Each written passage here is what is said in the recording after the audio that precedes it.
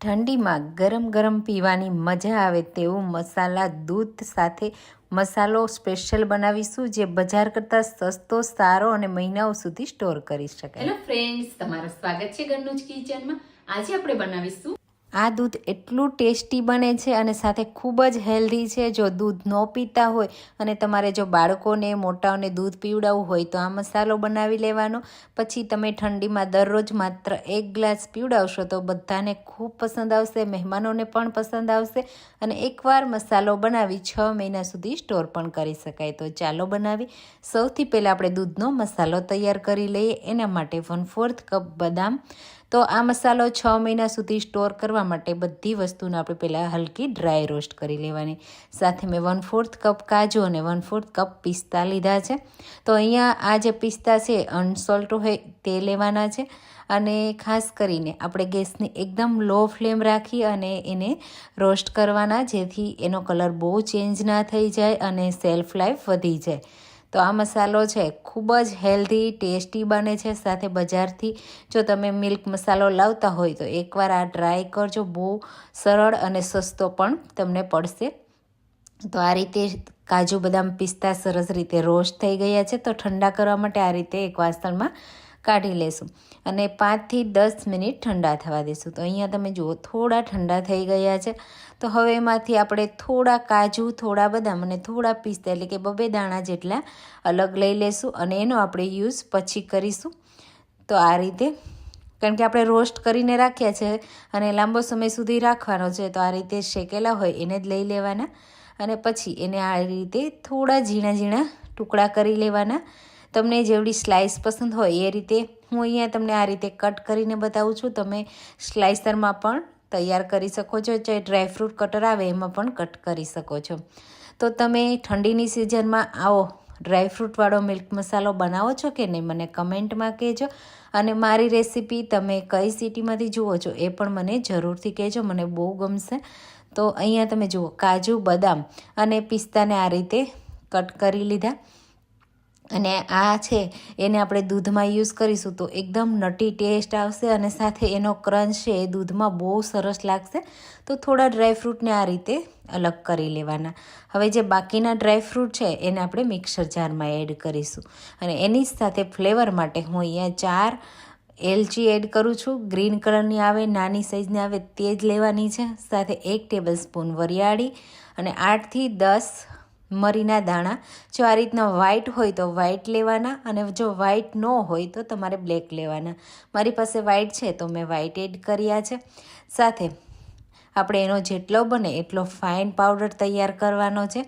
જ્યારે આપણે મિલ્કમાં મિક્સ કરશું ત્યારે એક સરખો મિક્સ થઈ જાય અને જ્યારે મિલ્ક ઠંડુ થાય તો પણ નીચે બેસી ન જાય, એટલા માટે જેટલો બને એટલો આ રીતે ફાઇન કરવાનો. હવે આપણે એમાં બીજા મસાલા પણ એડ કરીશું, જેનાથી આ મસાલો બહુ હેલ્ધી અને ટેસ્ટી બની જશે.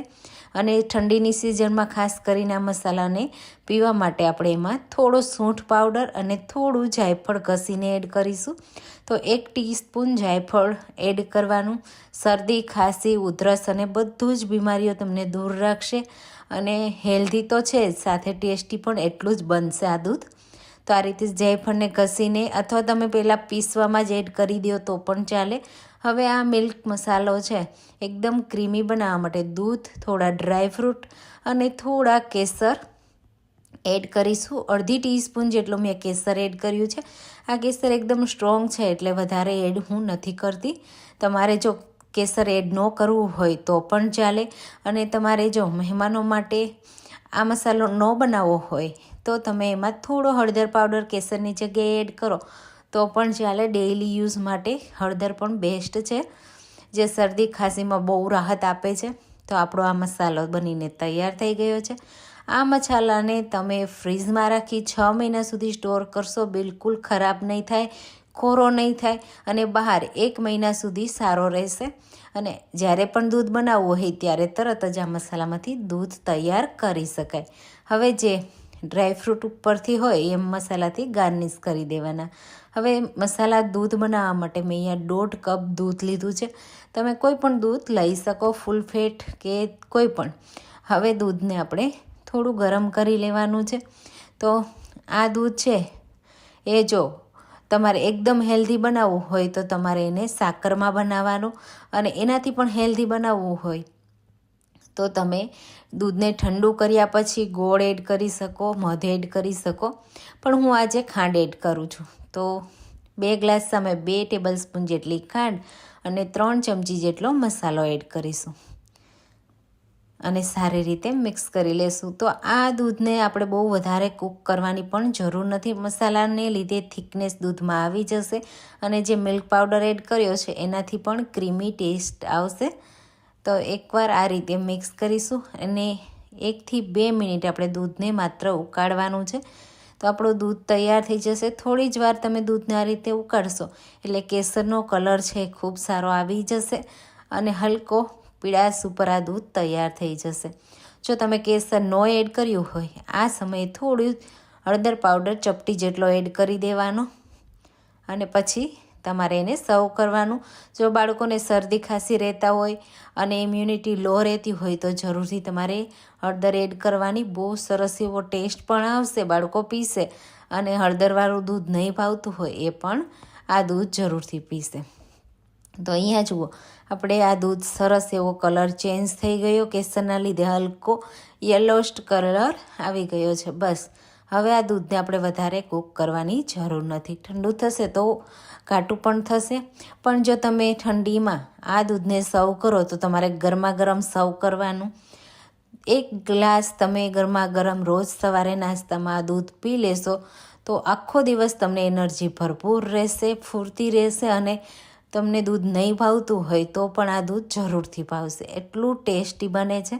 તો જો તમે આ મિલ્ક મસાલાની રેસીપી ટ્રાય ના કરી હોય તો તમે આ રેસીપી ટ્રાય કરજો અને એમાંથી આ રીતે દૂધ બનાવજો. નાના બાળકોથી લઈ મોટા બધાને ખૂબ પસંદ આવશે અને વારંવાર આ દૂધ પીશે. તો આ રીતે મેં ગાર્નિશ કર્યું ડ્રાયફ્રૂટ અને કેસરથી.